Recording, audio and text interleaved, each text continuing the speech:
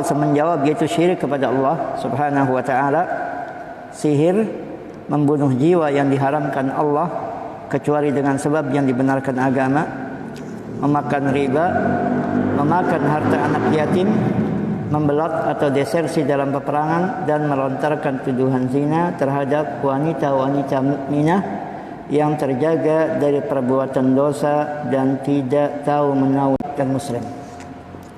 Dan dalam hadis yang mulia ini telah kita selesaikan bersama penjelasan al-mubiq al-awwal, penghancur yang pertama, yaitu asyirku billah, syirik kepada Allah Subhanahu wa taala.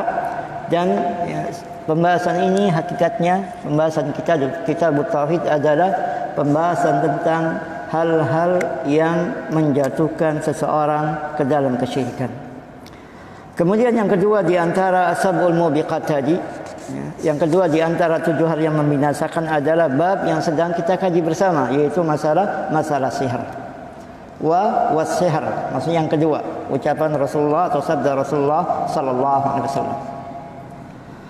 Maka yang zahir atau yang nampak dari sabda Nabi sallallahu alaihi wasallam, bahwa di dalam hal ini beliau tidak membedakan antara sihir yang dilakukan oleh para tukang sihir tadi, baik dengan melalui perantaraan syaitan, yaitu dari kalangan jin, ataupun tidak melalui perantaraan mereka, seperti menggunakan media ataupun alat-alat yang biasa digunakan oleh para penyihir.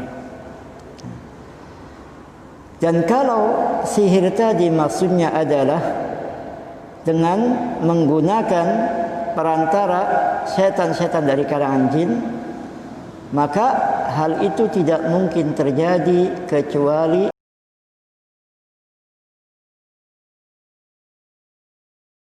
dengan kesyirikan. Maka hal itu sudah tercakup di dalam penghancur yang pertama tadi. Hal yang membinasakan yang pertama, yaitu syirik. Dan seandainya sihir tadi di bawah itu, maksudnya tidak menggunakan perantara atau bantuan jin, maka tidak diragukan lagi itu juga adalah suatu dosa yang besar, karena sihir tadi adalah suatu kejahatan yang paling besar yang diberlakukan terhadap Bani Adam alaihissalam. Karena sihir tadi bisa memberikan mafsadat atau kerusakan, madarat dan bahaya bagi orang yang disihirnya, baik dalam masalah agamanya ataupun dalam masalah dunianya. Dalam masalah agamanya, misalnya karena disihir, akhirnya dia malas, yang tadinya rajin ke masjid, dikirimi sihir sehingga dia tidak rajin ke masjid. Kalau masih salat di rumah, alhamdulillah. Kalau sudah meninggalkan salat sama sekali, Allah musta'an. Dan itu tidak mustahil terjadi. Karena apa? Karena pengaruh dari sihir tadi yang memang diterapkan oleh para pengguna jasa-jasa jin dari kalangan dukun ataupun sejenisnya, dengan menggunakan perantara jin, yang mayoritasnya adalah jin kafir yang memang nenek moyangnya sudah dijanjikan, sudah diancam sebagai penghuni neraka, yaitu iblis. Dan iblis tidak mau sendirian di neraka, pengen ada temannya. Iblis madhabnya seperti madhab di Samsu kayaknya, nggak ada lu nggak rame, pengen rame di neraka, ada temannya, nggak mau sendirian. Dan itu yang memang dilakukan.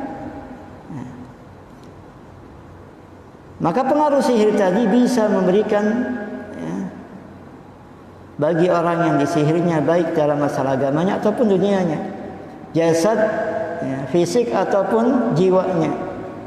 Ada yang menjadi gila, bahkan ada yang menjadi sampai membawa kematiannya, dan semuanya itu tidaklah mungkin terjadi kecuali dengan qada dan qadar dari Allah Subhanahu wa taala.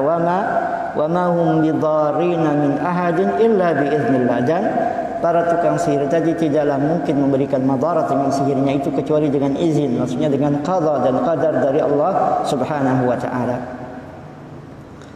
Maka dengan pengaruh sihir tadi kadang-kadang manusia ibaratnya seperti dicocok hidung, disuruh apa saja mau, seperti binatang. Ya, kalau binatang ya memang tabiatnya sudah seperti itu. Mereka istilahnya Allah Subhanahu wa taala tundukkan buat manusia.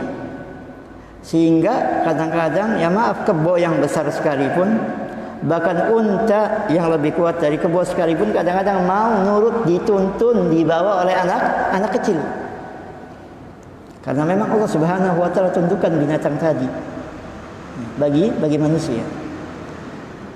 Adapun manusia, maka kalau mereka sudah dipalingkan dari tabiatnya, dari kebiasaannya, maka tentunya mereka akan mendapati kesumpekan, tidak nyaman, dan hal ini tidak ada yang mengetahuinya kecuali Allah Subhanahu wa taala, dalam arti rasa ketidaknyamanannya ataupun merasa beristirahatnya atau merasa raha. Maka oleh karena itu tidak aneh kalau Rasulullah SAW menyebutkan sihir ini dalam urutan kedua sesudah syirik kepada Allah Subhanahu wa taala. Karena tadi ya, sihir bisa membawa kepada kematian seseorang dengan qada dan qadar dari Allah Subhanahu wa taala. Dan ini tidak menafikan uququl walidain, durhaka kepada kedua orang tua misalnya, lebih ringan masalahnya dari sihir, ya, tidak juga. Sebab sebagaimana tadi atau sebelumnya telah diisyaratkan, asbabul mubiqat atau asbabul mubiqat ini, 7 hal yang membinasakan ini bukan sebagai pembatasan. Ada hal-hal lain yang juga termasuk yang membinasakan manusia, dan salah satunya adalah uququl walidain, durhaka kepada kedua orang tua. Yang memang taat kepada keduanya Allah Subhanahu wa taala juga rangkaikan dalam beberapa ayat Al-Qur'anul Karim. Wa qadha rabbuka alla ta'budu illa iyyah wa bil walidaini ihsan, di dalam surat Al-Isra misalnya. Sebagaimana dalam hadis Nabi sallallahu alaihi wasallam, Rasulullah sallallahu alaihi wasallam menggabungkan juga uquq al-walidain, durhaka kepada kedua orang tua, sesudah syirik ya, kepada Allah Subhanahu wa taala. Kemudian ikhwatul iman rahimani wa rahimakumullah, yang ketiga dari al-mubiqat, hal-hal yang menghancurkan atau membinasakan pelakunya di dalam hadis yang mulia ini adalah wa qatlun nafsi allati haramallahu illa bil haqq, dan membunuh jiwa. Maksudnya jiwa di sini adalah manusia, membunuh manusia yang Allah Subhanahu wa taala haramkan kecuali dengan al-haq, dengan alasan yang benar, dengan alasan yang dibenarkan oleh syariat.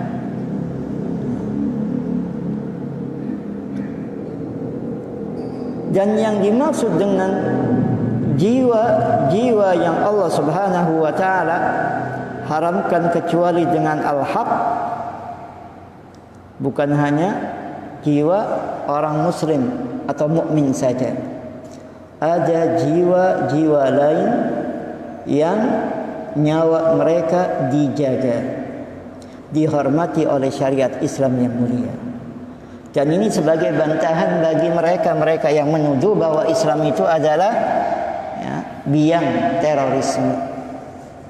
Bagaimana mungkin Islam dituduh sebagai biang terorisme, sementara dari 4 macam kelompok manusia yang diharamkan untuk dibunuh, 3 yang lainnya adalah dari kalangan orang-orang kafir.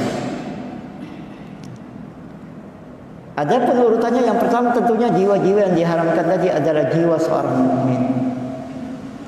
Maka siapa yang membunuh seorang mukmin tanpa alasan yang benar, ya, kalau pembunuhannya dengan sengaja, maka ya, hukumannya adalah qisas, balas, ya, dibunuh pula.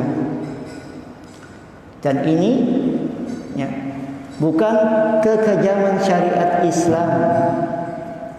Ini ada dalam peribahasa kita juga. Hutang garam bayar garam, hutang gula bayar gula, hutang nyawa bayar nyawa. Itu ada di peribahasa kita.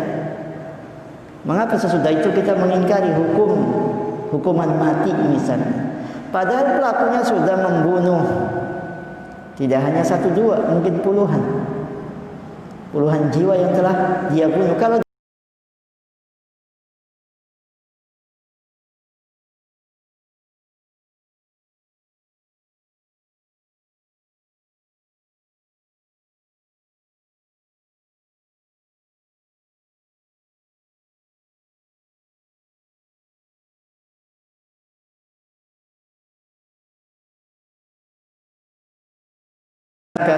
ya, hukuman mati itu kejam, ternyata dalam undang-undang mereka masih memberlakukan hukuman mati tadi.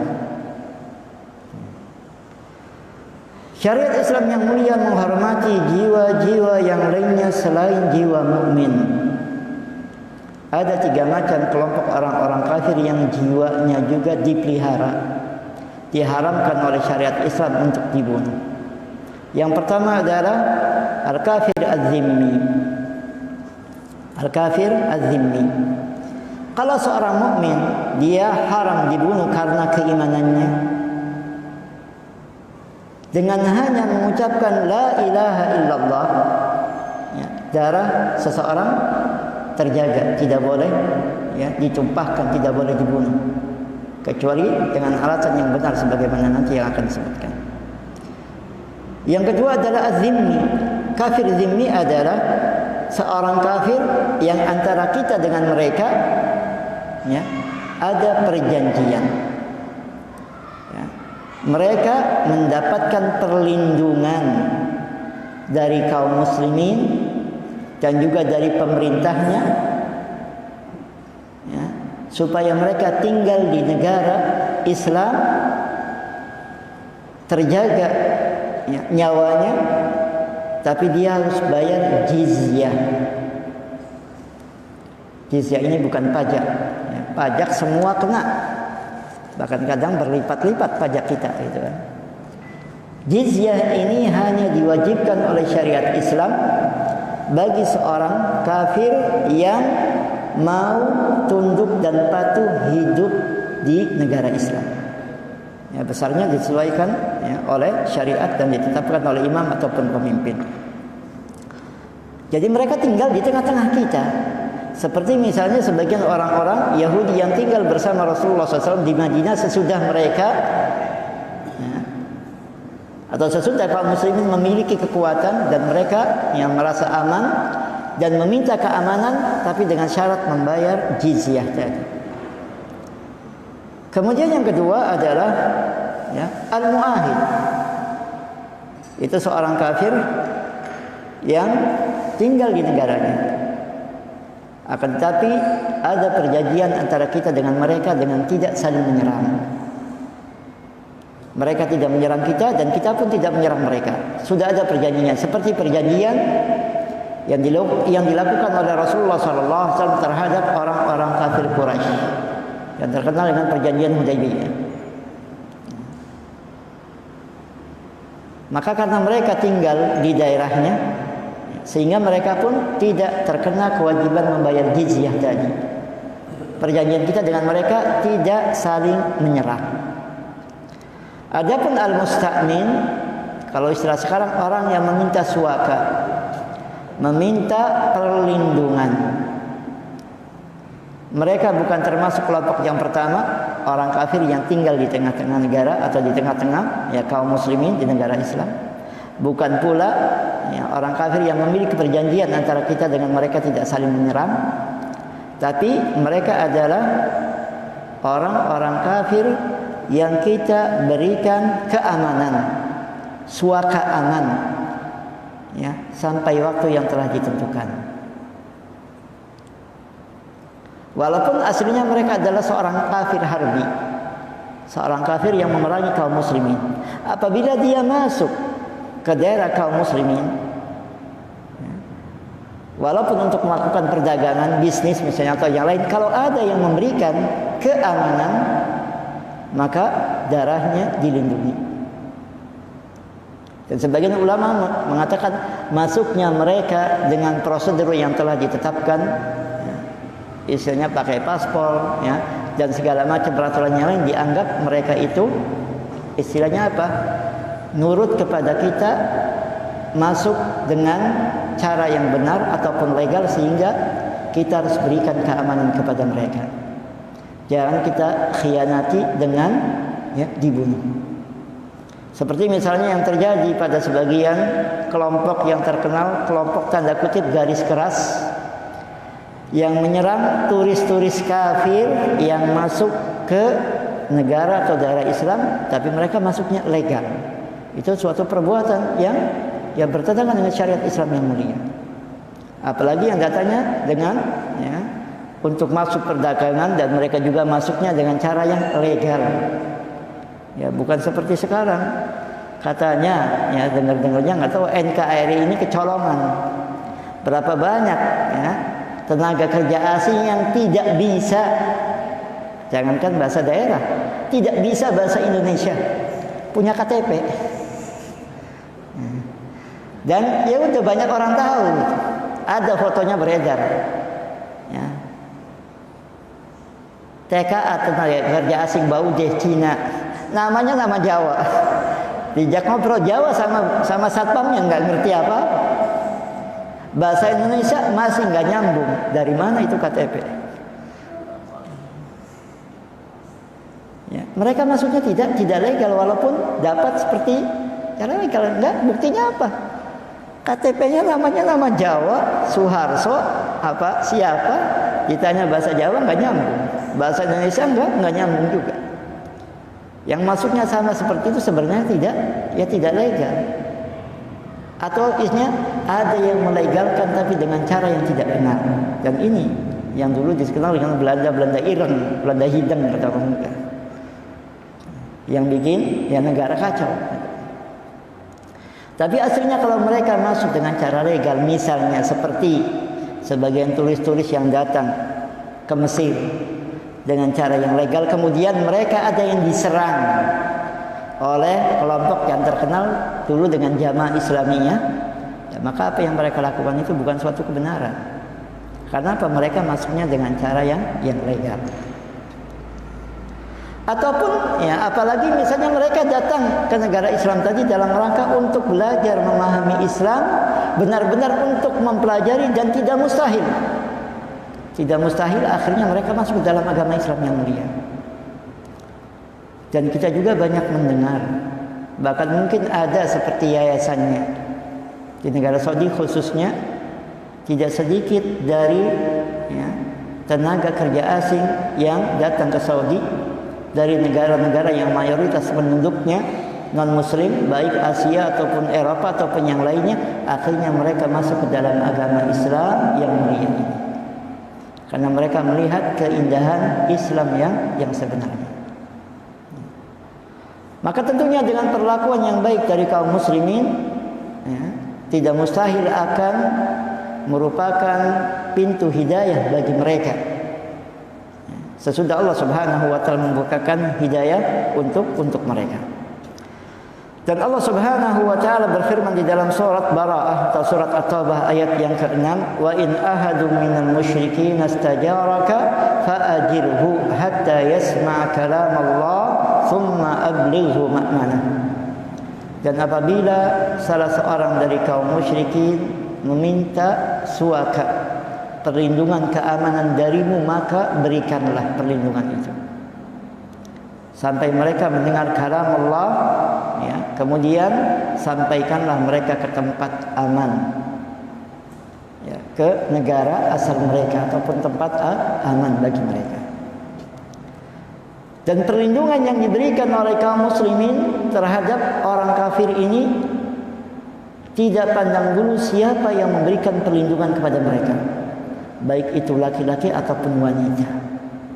baik ya kalangan atas ataupun kalangan bawah misalnya.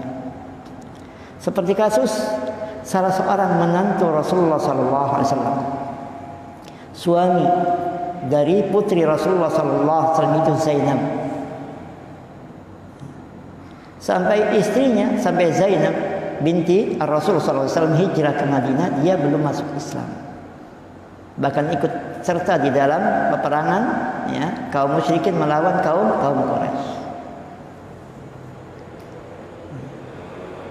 Namun tatkala ya, dia tertawan ya, maka Zainab sebagai istrinya menebusnya.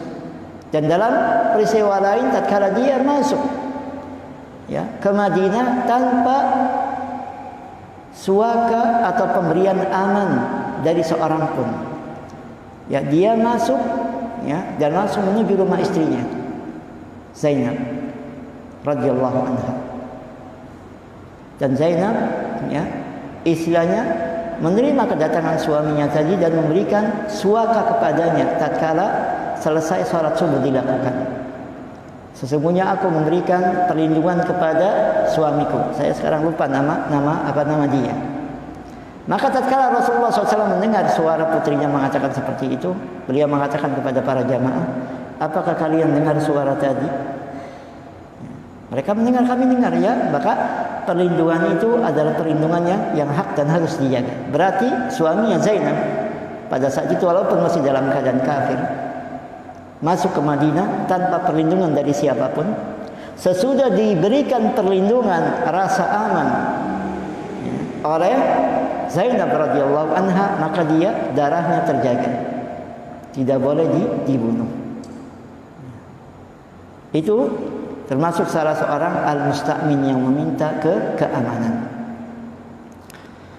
Walaupun sebagian ulama ada yang membedakan ya, antara kelompok-kelompok kafir tadi, bahwa kafir zimmi tidak hanya berlaku bagi kalangan orang-orang kafir dari kalangan Yahudi, Nasrani dan Majusi, bukan orang-orang kafir yang lainnya.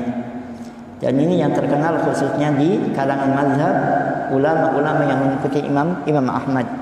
Walaupun Syekh Utsaimin rahimahullah mengatakan beliau mengatakan bahwa ya, zimmah ya perlindungan yang diberikan oleh ya kaum muslimin boleh untuk semua orang-orang kafir, baik dari Yahudi, Nasrani, Majusi ataupun yang lain. Jadi keempat jiwa tadi, jiwa seorang mukmin, orang kafir zimmi, yaitu yang bayar bayar jizyah kepada ya, pemerintah kaum muslimin. Kemudian al-mu'ahid, orang kafir yang memiliki perjanjian damai dengan kaum muslimin, dan al-musta'min, orang yang meminta jaminan atau perlindungan keamanan, darah mereka itu ya, dilindungi oleh syariat Islam yang mulia. Ya. Maka apakah sudah diketahui hal itu masih ada saja tuduhan bahwa ya, agama Islam adalah agama atau biang teroris yang mengajarkan pembunuhan ya, dengan mudahnya? Padahal di dalam syariat Islam ya, hilangnya, lenyapnya nyawa seorang mukmin ya itu lebih berat dari hancurnya dunia seisinya. Kemudian sabda Rasulullah SAW tadi, illa bil haq, bahwa keempat macam jiwa yang diharamkan oleh syariat Islam tadi ya, untuk dibunuh ya, illa bil haq, kecuali dengan alasan yang benar yang mengharuskan atau membolehkan pelakunya untuk dibunuh. Walaupun eksekusi, hukum bunuh ini bukan ya, hak perorangan, tetap dilakukan oleh imam ataupun penguasa atau siapa yang ditunjuk oleh penguasa untuk melakukan eksekusi tadi. Mereka walaupun seorang mukmin sekalipun, kalau melakukan ketiga hal yang disebutkan oleh Nabi SAW di dalam hadisnya, maka mereka darahnya menjadi halal. Siapa di antara mereka? Yang pertama adalah as-sayyibuz zani. As-sayyib az-zani, pezina. Tapi pezina ini dengan syarat ya, as-sayyib az-zani yaitu az-zani al-muhsan, dia dalam status pernikahan atau pernah menikah.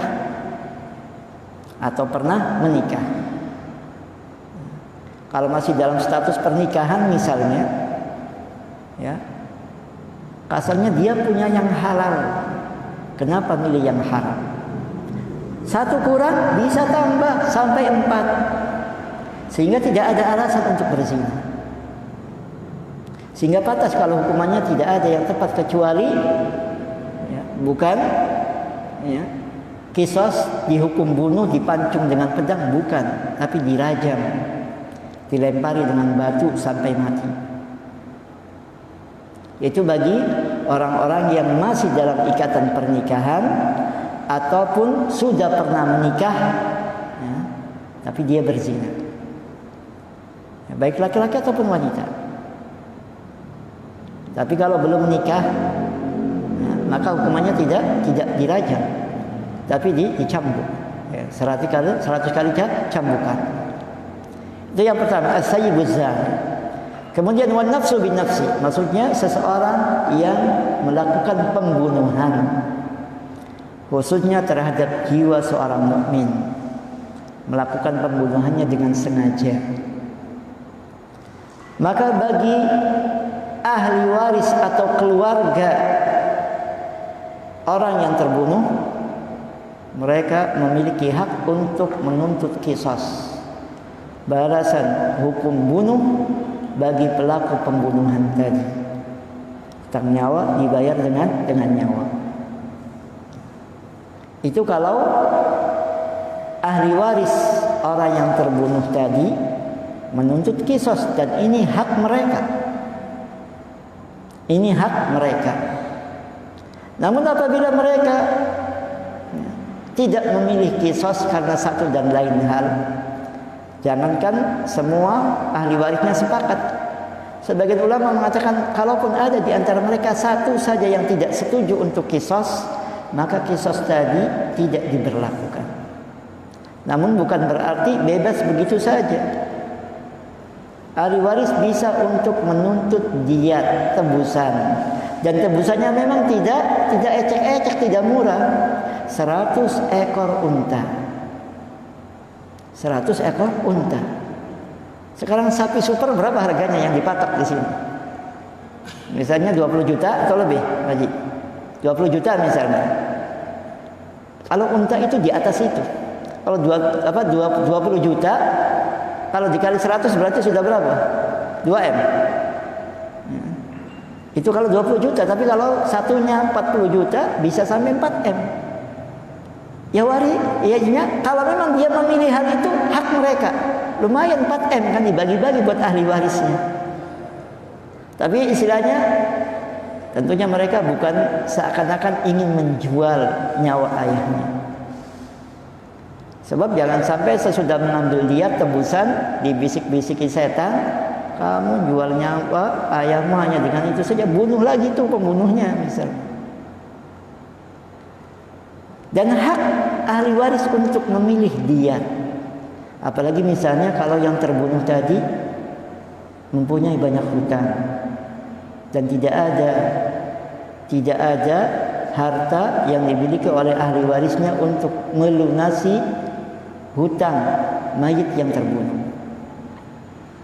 Hanya mereka bukan sepakat kalau kita nuntut balas qisas walaupun hak kita tidak dapat apa-apa. Ya mungkin kasarnya ya rasa lega aja pembunuh, orang tua kita dibunuh juga misalnya.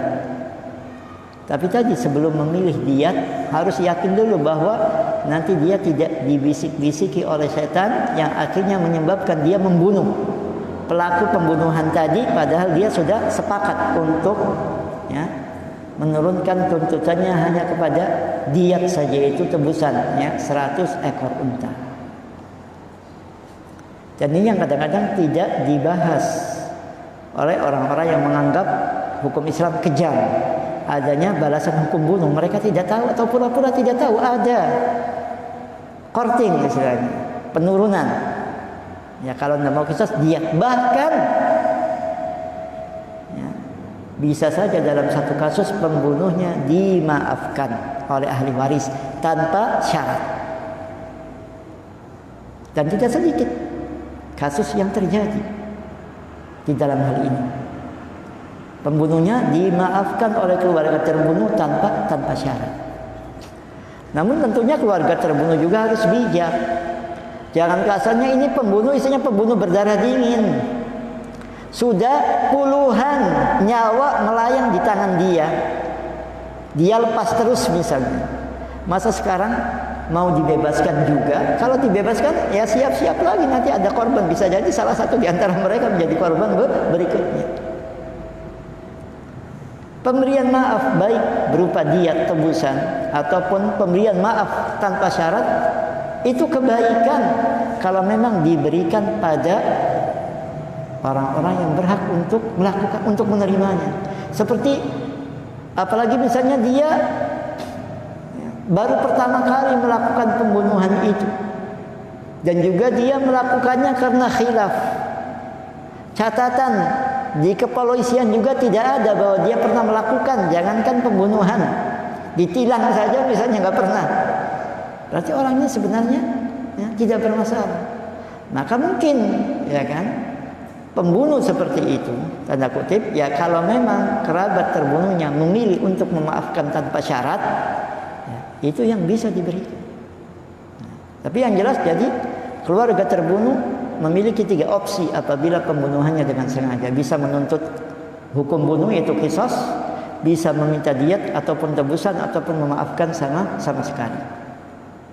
Kemudian yang ketiga, wa tariku lidinihi al-mufariqu lil jamaah, yaitu orang murtad, orang yang telah keluar dari agama Islam yang mulia. Padahal dia telah menikmati manisnya keimanan. Dan murtad ini bisa terjadi dari seorang muslim asli. Apa arti muslim asli? Maksudnya muslim asli itu dia terlahir dalam keadaan Islam karena kedua orang tuanya ya muslim. Tapi kemudian tatkala dewasa, tatkala akil baligh misalnya, kemudian dia murtad, keluar dari agama Islam yang mulia karena satu dan lain hal. Biasanya kalau laki-laki karena ya godaan wanita. Misalnya si wanita memberikan syarat, boleh kamu menikahi saya tapi keluar dari agama Islam. Dan tidak sedikit laki-laki yang lemah iman ya menggadaikan keimanannya tadi dan keluar dari agama Islam yang mulia demi untuk mendapatkan seorang wanita. Ataupun mu'allaf, dia terlahir dalam keadaan ya, non muslim, agama apapun, kemudian Allah Subhanahu wa taala berikan hidayah kepadanya dan dia masuk ke dalam agama Islam yang mulia, merasakan manisnya keimanan. Tapi sesudah itu kemudian dia kafir. Ya, dia murtad, dia keluar dari agama Islam yang mulia ini karena satu dan lain hal juga. Adapun ya isinya perinciannya apakah dia diperintahkan untuk bertobat dulu, maka ini pembahasannya adalah pembahasan bab fikih. Demikian juga ya, al-mubiq ya, penghancur yang berikutnya yaitu aklur riba, yaitu pemakan riba. Pemakan riba itu orang yang istilahnya mengambil faidah, keuntungan dari riba yang dia lakukan. Rentenir khususnya. Walaupun riba ini ya ancamannya bukan hanya untuk pemakan riba saja, bukan hanya rentenir saja. Siapa-siapa yang ikut serta di dalam proses keberlangsungan riba ini, dia terkena ancaman. Bahkan tidak sedikit fatwa-fatwa ulama yang menyebutkan ya maaf, termasuk ya, security yang bertugas di bank-bank ribawi, karena mereka ikut serta menjaga keamanan tempat yang di dalamnya ada transaksi haram, transaksi riba. Itu termasuk ashabul mubiqat, 7 hal yang membinasakan. Demikian juga perincian masalah ya riba ini ya pembahasan fikih yang mungkin barangkali ada ustaz yang lain yang ya membahas atau mengkaji masalah fikih ini atau riba ini khususnya dari sisi fikih. Namun yang perlu kita fahami dalam hal ini bahwa riba tadi berarti bukan hal yang kecil, bukan hal yang sepele, karena termasuk di antara 7 hal yang bakal membinasakan pelakunya, baik di dunia ataupun di akhirat kelak. Di dunia tidak sedikit kita dengar kesengsaraan orang-orang yang terlilit riba.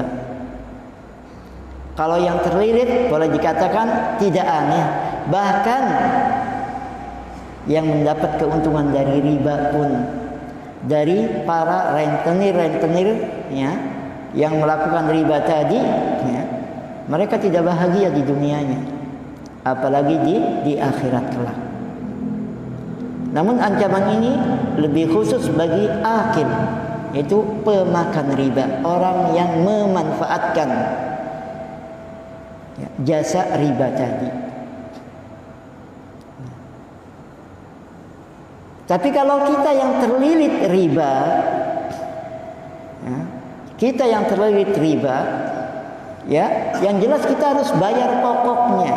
Hutang tetap hutang, tidak hangus, kecuali kalau memang diikhlaskan oleh yang memberikan piutang tadi. Tapi mana ada rentenir bisa mengikhlaskan hutangnya? Jangankan pokoknya, bunganya saja dikejar-kejar. Kalau pokoknya harus kita bayar, walaupun kita hutangnya sama rentenir, baik rentenir legal seperti bank-bank ribawi ataupun rentenir ya ilegal yang kadang-kadang banyak beredar di pasar-pasar. Istilah orang Cirebon, bank dinan, bank harian. Kalau kita bisa menghindar dari bunga tadi, misalnya kita angkat masanya ke pengadilan, ya, kita tuntut rentenir tadi dengan membebankan kepada kita apa yang, kalau memang bisa seperti itu silakan. Tapi tetap kewajiban pokok kita hutang, kita harus membayarnya. Dan saat kita membayar pokok hutang kita tidak terjatuh di dalam orang yang memberikan riba, karena kita hutang, itu pokoknya. Tapi kalau sudah tambahannya, ya tadi kita memberi orang untuk makan riba. Jadi hakikatnya kita tolong menolong, membantu dengan pemakan riba tadi. Kita yang memberikan makan. Kalau kita tidak memberikan tambahan, ya bisa jadi ribut barangkali. Ya kalau dianya ya kuat, barangkali punya debt collector, tukang tagih, itu kan tukang pukulnya. Kalau kita saat membayar pokoknya saja, kita tidak termasuk orang yang memberikan atau memberi makan riba. Dan kewajiban kita untuk melunasi hutang tadi. Maka dari itu supaya kita tidak ikut serta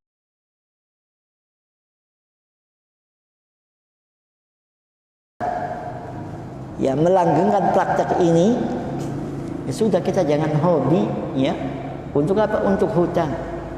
Jangan budayakan hutang ini, karena hutang urusannya tidak hanya di dunia, bisa berlanjut di akhirat kelak.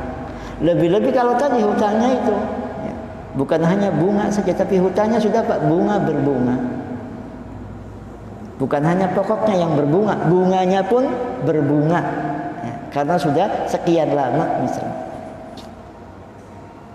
Padahal salah satu bentuk riba yang diharamkan, bentuk riba yang berlaku di masyarakat jahiliyah yang diharamkan itu,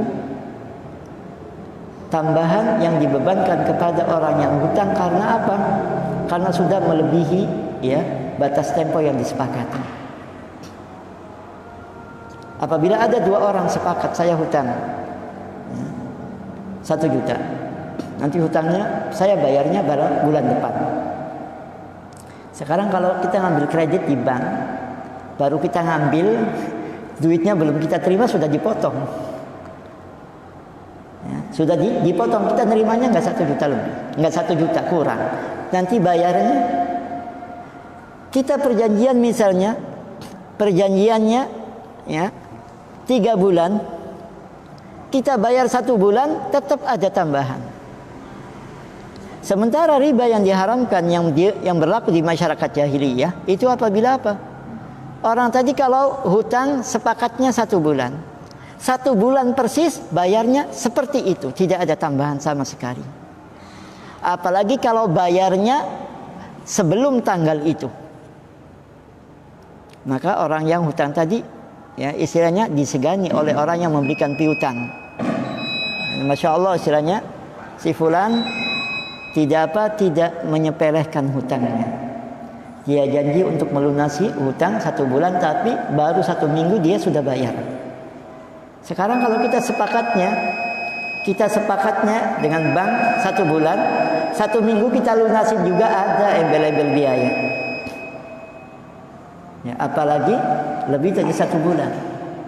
Masyarakat jahiliyah tidak. Kalau 1 bulan persis sudah bayar apa adanya. Utang 1 juta bayar 1 juta. Nah kalau lewat dari 1 bulan, yang hutang tidak lari dari tanggung jawab, ngumpet sengaja. Kalau ditagih ngumpet tidak. Kadang-kadang ada di antara mereka yang mendatangi orang yang memberikan piutang. Bulan lalu saya hutang pada Anda. Ya sekian, saya janji akan bayar 1 bulan. Ini pas 1 bulan. Saya belum punya utang nih, gimana? Ya kalau mungkin ya tidak utang, nggak apa-apa, kapan kamu mau? Ada yang ada yang mengatakan gimana kalau tak tambah sebulan lagi, tapi ada tambahan ini. Ini dari yang memberikan piutang. Nggak apa-apa, boleh 1 bulan lagi, tapi tambahin ya, misalnya tambahin 100.000. Oke, itu diharamkan. Baru sesudah ada tambahan. Atau sebaliknya, dari yang punya hutang, ya, karena saya janjinya sekarang, tapi saya tidak mampu. Gimana kalau bulan depan? Saya tambahin, jadi saya bayarnya 1.100.000. Ya, itu riba yang diharamkan. Masih ada unsur kemanusiaan di dalamnya.